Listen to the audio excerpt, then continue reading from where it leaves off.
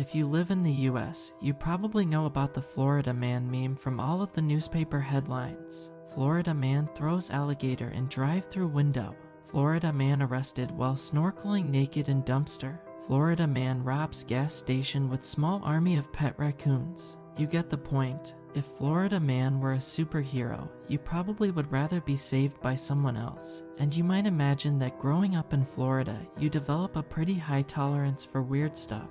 I grew up in Florida and I'm well past my threshold. This all started just under 2 weeks ago when my dad sent me a picture of a big doll wearing jeans and a gator t-shirt while he was emptying out an old storage unit. "Want this now?" he captioned it. "Oh God, why do you still have that thing?" I asked him. Seemed weird to get rid of it after everything he replied. I understood what he meant. "I get it. Maybe you should just leave it be." I replied, "No, it's time to let it go. Putting it in the junk.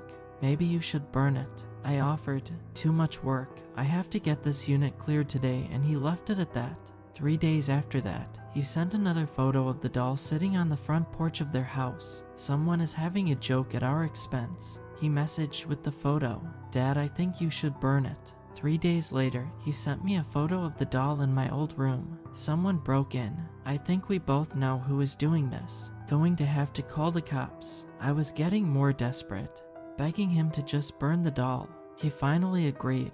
That night at 3 a.m., I received a photo of the doll in the woods from my dad's phone. I didn't see it until the morning. I tried calling him and got no answer. I tried my mom next, and she answered me frantically, saying my dad had left the house the night before. She had tried to put out a silver alert when the cops told her she couldn't file a missing persons report, but my dad didn't have a history of dementia or anything. The designated time passed to file a report. They found his car parked near an abandoned house near a pine forest, and I agreed to come help with the search. I already knew we wouldn't find him. You see, this actually started 23 years ago, with the events that led to us getting that doll in the first place. You might be shocked how many people live in Florida that are not from Florida. The fact is, Florida had fewer than 1 million people living there less than a century ago, and now it's one of the most populous states in the Union with over 24 million people. Most people, like me, had come to the state within the past generation or two, but as a kid, my best friend, Leroy, could trace his lineage back to Florida crackers that had been in the state since before the Revolutionary War. Now, that didn't really make him royalty or anything. In fact, Florida cracker culture is going extinct today, kept alive by a few proud folks and museums. His family lived in an old house bordering on a cabin that his parents would fix up themselves. His family had at one point owned over 100 acres of land, though over the generations it had been divided among children and pieces of it sold off.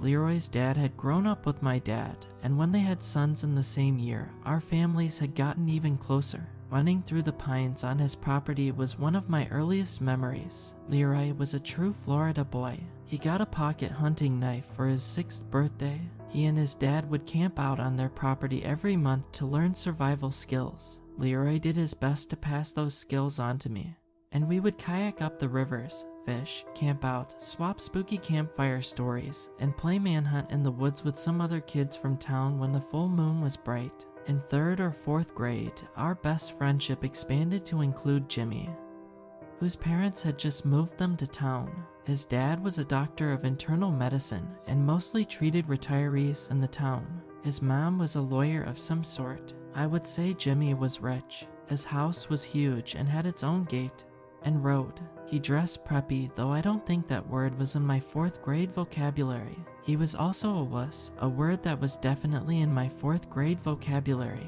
By all means, he should not have been friends with me, let alone Leroy, but despite our differences in class and personality, we had one passion that united us. We all loved the paranormal. On our kayaking trips, we would try to spot the swamp ape think Bigfoot, but you know, in a swamp past the mangroves. Jimmy had managed to buy a Ouija board, a Hasbro brand or something without his parents knowing, and we would play with it at his house.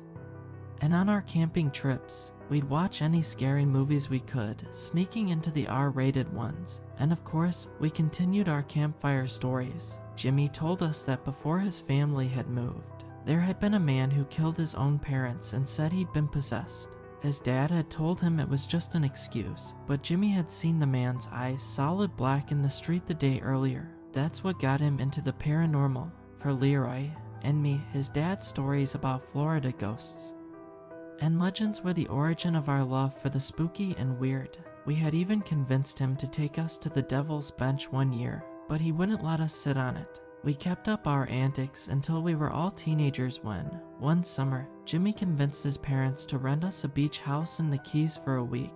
We were each 16 or 17 and going by ourselves, so it took some convincing for our parents, but they finally caved. Jimmy drove us down in his dad's Land Rover, and the plan was basically to hang out at the beach, maybe some boating, and get drunk on alcohol purchased with my fake ID. Well, and we had a few stops on our paranormal tour. We ate at Sloppy Joe's, a restaurant and bar built on top of the trees they used to use to hang pirates, and where, about a decade earlier, they had found a bunch of human remains during renovations. The other highlight of the tour was Robert the doll, and I wish we would have skipped it. Robert is an old, straw-stuffed doll from the early 20th century. You're welcome to go read the full story elsewhere, but I'll include the gist of it. This doll was given to a boy by his allegedly voodoo practicing nanny. People claim you could see the doll smiling in his window. That Robert? And this boy would talk to each other, and the boy would blame the doll whenever he got into a bit of mischief.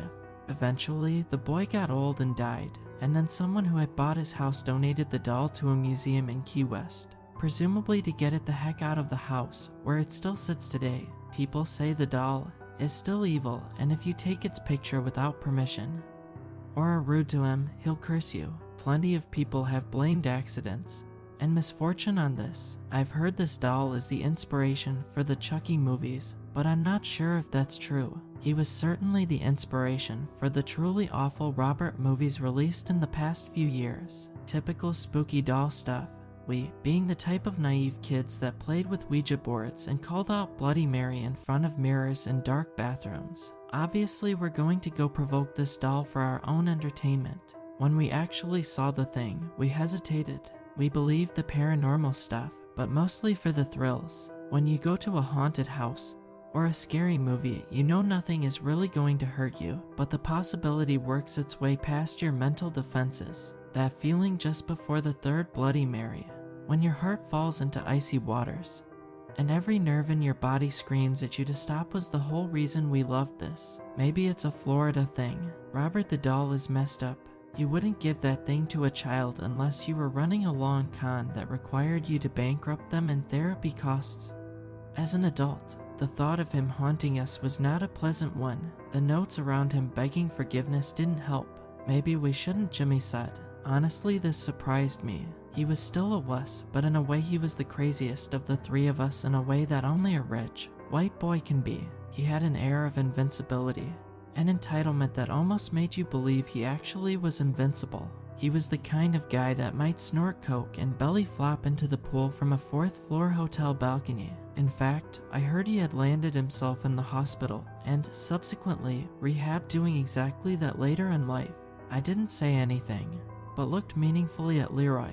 God, y'all are such babies. Must be all that Yank blood. He laughed. I'll go first then. He erected his middle finger and stuck it against the glass, smirking. Hey Robbie, how do you like that? He asked the doll. I was emboldened by this, and him grouping me with Jimmy had stung. I grabbed my crotch and shouted too, yeah you dumb doll, what you going to do about it? Jimmy still looked uncomfortable with the whole situation, but finally joined in and said something lame like, yeah, did your mommy pick that outfit? Leave it to the rich kid to pick on his clothes of all things. After that, we took turns taking pictures with the doll with disposable Kodak cameras. We didn't ask permission, the film couldn't be developed for some reason. As we left, Jimmy hung behind, and I heard him apologizing under his breath. Before I tell you this next part, I want to say that Jimmy and I both had our notes on display at one point in time in that museum. He said, I never wanted to go along with that. I'm so sorry I offended you. The other two are to blame. Take them. Mine said, if we knew, we never would have said those things to you. I'm sorry. Please bring my friend back. That night at the beach house, we got drunk. A storm had rolled in, and we were watching the waves crash on the shore from a covered, second-floor balcony. Man, I thought maybe there would be something to that doll, Leroy said with disappointment in his voice. Next trip we go on should be to the Devil's Bench and actually sit on it. I knew it was bull, Jimmy chimed in. Leroy, and I laughed. Screw you guys, I'm gonna go take a piss, he said, and he stood up and left. A minute later, I turned to say something to Leroy when a flash of lightning illuminated his face, and his eyes widened. The hell is that? He said, pointing at the beach. I squinted and couldn't see much in the darkness. I don't see anything, I said, confused. Wait for the lightning, he said, staring. I kept my vision tracked on the beach where he was looking. I thought he was messing with me for a second, but when the lightning flashed, I saw the small silhouette of what appeared to be a child. Jimmy, I said, trying to freak us out to get even. I saw that not 2 minutes after Jimmy left. You trying to tell me he's the Flash? Or something? Would explain the lightning, I meekly tried to joke. Neither of us laughed. Another flash of lightning. Maybe it was my imagination, but the shadow seemed closer to the house this time. Damn.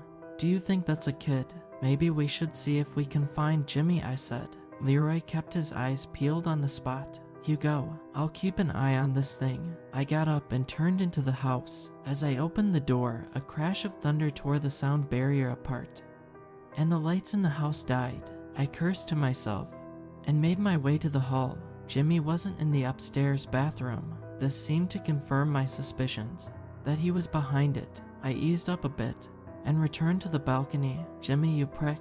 We know it's you, I yelled out to the figure. Silence. I tried again, but as I was finishing up, you asshole, Jimmy walked back out onto the balcony. What did I do now? He said. I checked the bathroom. You weren't there. We know you're trying to spook us, I said. Leroy was still staring out at the beach this whole time, not saying anything. I had to take a dump, so I went downstairs for privacy. Which one of you killed the lights? I pissed on my shoes because of that. That took me off guard. I thought you were going to the bathroom, I asked.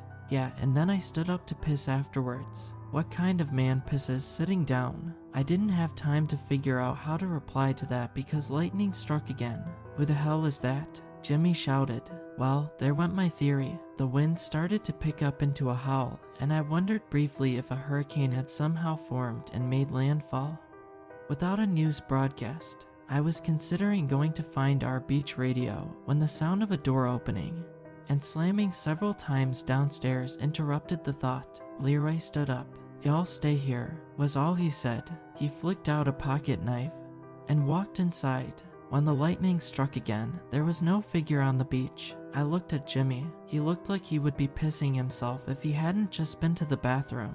We stood in an uncomfortable silence for a few minutes. We have to go help him, I said finally. Leroy's a freaking swamp man. I've literally seen him wrestle a gator. Me going would just be a liability, he said. He was a chicken.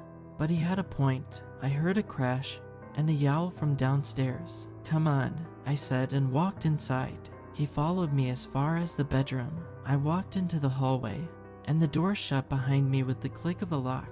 Coward. As I reached the stairwell, I could hear grunts and a sound like a chair sliding across a wood floor. I quickened my pace, still careful not to trip in the dark. Nobody believed me when I told them what I saw next. Trauma memory distortion was the official verdict. It didn't help that Jimmy never backed me up. I couldn't see much, but my eyes were already adjusting to the dark. I saw Leroy's shadow standing hunched in the center of the living room. Even in the dark, I could tell he was in bad shape.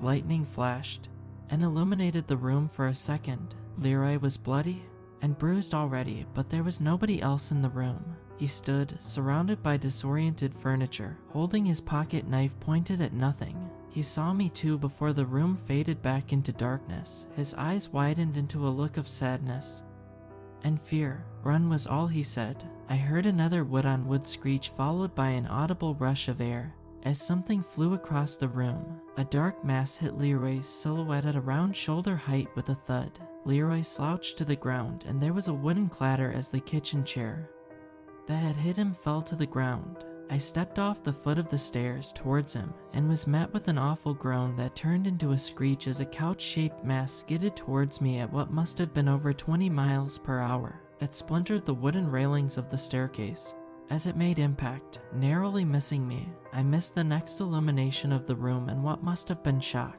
but I heard Leroy grunt as he regained his feet. "Damn doll," he groaned, "come out here and fight me yourself." I heard rattling of metal and a sound not unlike a volley of arrows being loosed, at least how they sound in the movies. Leroy screamed and I heard his pocket knife drop to the ground. I was on my feet again and halfway over the couch before lightning struck again. There were several knives embedded in the wall opposite Leroy from the kitchen. 2 had hit their mark. He had one buried to the hilt in his right shoulder, and one sticking through his hand on the same side. Leroy was facing away from me towards the window past him on the far side of the room. Robert the doll was framed by the window, smiling a weird grin with his middle finger pressed against the glass. The lights came back on in full. All the furniture, including the couch I was now frozen on top of, raised into the air. The lights began to buzz and flicker. The furniture slammed disjointedly into the ground in a rhythmic bang bang bang. I toppled forward onto the floor as the couch I was on slammed down. Leroy gurgled out a choking sound and drew my focus back to him. He was slowly lifting into the air neck first, hands pulling at an invisible noose, feet dangling limply. The first light bulb shattered, spraying down a shower of glass before I even had a chance to think. I shielded my face with my arm and tried to get up, feeling needles of glass shredding at my arm. Pop bang bang. Furniture was still raising and slamming as I tried to make my way to Leroy through the labyrinth of moving furniture and the hail of light bulb fragments. Each step my bare feet crunched in broken glass. I was maybe 3 steps from him when everything stopped. The remaining lights were full blast. The furniture was all maybe 4 feet off the ground. There wasn't a sound. Robert was standing on the windowsill now, face and both palms pressed against the glass. His eyes were wide and his mouth in a giddy grin. He looked like a little kid at the zoo. In an instant, the furniture slammed, the rest of the light bulbs exploded in a spray of glass and sparks, and Leroy flew across the room and slammed into a wall. He collapsed into a pile like a puppet with its strings cut. I felt like I was being put through a cheese grater. I tried my best to make it to Leroy, but for good measure, I was hit in the back by a kitchen chair. When I woke up, I was in a hospital. Jimmy had called the cops when the power came back. Leroy was never seen again. The cops believed that he was abducted, but obviously not by a haunted doll. They chalked my account up to trauma and my injuries from being knocked out in a scuffle with whoever took Leroy. That also apparently explained the displaced furniture and broken light bulbs. Some local tabloid papers published my actual account of events, which was good advertising for the museum, I guess. Leroy's parents didn't blame me for him being missing, but they did blame me for telling tales about what happened. I think his dad thought I was afraid the kidnapper would come after me for retribution if I helped the cops. A month later, I wrote my apology to Robert and asked for Leroy back. I should have tried sooner, but part of me had hoped the cops would just find him. Maybe the chair to the head really had scrambled my memories. A couple weeks after, I got a letter back saying the museum would give Robert my letter, and soon after that I saw Leroy's dad's car at my house when I got home from school. As I was walking in, I heard, because of that boy's stories, that bastard is just messing with us now. When I opened the door, he stopped talking, excused himself, and left. I walked into where my dad was sitting and was horrified to see Robert on the couch. Then I realized it wasn't Robert. It was wearing Leroy's jeans and the t-shirt with an alligator on it he had been wearing that night. He had blue beady eyes and brown hair painted on. This was a doll version of Leroy. Someone left it on their porch was all my dad said. It didn't feel right to throw out that doll, but I couldn't stand to look at it. I tried to leave it in my closet, but it would always be by my bed when I woke up. I tried to give it away a few times, but most people in my town knew the story and thought I was either cursed or playing a really sick joke. I ended up finding a spot for him on a dresser in my room until I left for college. "This is your spot now," I said, and against my better judgment, I put Leroy's old pocket knife there with him. He didn't move from that spot for a year. When I left for college, I told him, I have to go to college now. I'm sorry things ended up this way, but I need you to behave for my parents. I'll come get you someday. I could swear I heard Leroy's voice say thanks man. At some point, I came to visit and he was gone. I had assumed my parents had gotten rid of him. This is why I was so panicked to see the picture my dad sent me of that doll after all these years. I had long since convinced myself that the doll story was made up, and my memories of the Leroy doll were my way of holding on to him. And now, 2 weeks later, my dad is nowhere to be found. His car was found outside Leroy's parents' long-abandoned house. I flew down to Florida to help with the search party. Although I know I never will see my dad again, at least not the same way. Today I finally mustered up the courage to check the storage unit, and sitting just behind the roll-up gate, I found 2 dolls, Leroy and my dad. I don't know how I'm going to explain this to my mom. I don't know what I can do with these dolls. Maybe I can rob a gas station.